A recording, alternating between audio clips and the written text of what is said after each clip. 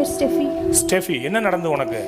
எனக்கு வந்து இந்த ஸ்கின் டிசீஸ் இருக்கும். என்னோட உடம்பு ஃபுல்லாகவே வந்து இந்த மாதிரி புள்ளி புள்ளியாக கொசு கடிச்சு எனக்கு சேராமல் இருந்துச்சு. நான் நிறைய விஷயத்துலேயும் ரொம்ப பயந்து ரொம்ப இதாகவே இருந்தேன்.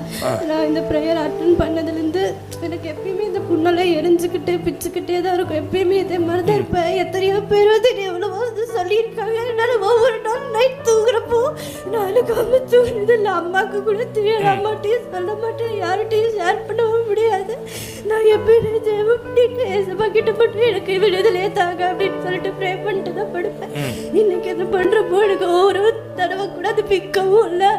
அந்த ஃபீல் எனக்கு இல்லை. ப்ரே பண்ணுறப்போ என்னால் அந்த ஒரு ப்ரெசன்ஸ் உணர முடிஞ்சிச்சு. என்னால் என்ன மாற்றம் உனக்கு வந்திருக்கு கையில? எனக்கு அந்த பிக்கிறது ஒண்ணுமே இது இல்லை. எப்படி எப்பயுமே நான் பிச்சுக்கிட்டு சொரிஞ்சுக்கிட்டு இருக்கணும். நம்ம இருக்குமா கையே?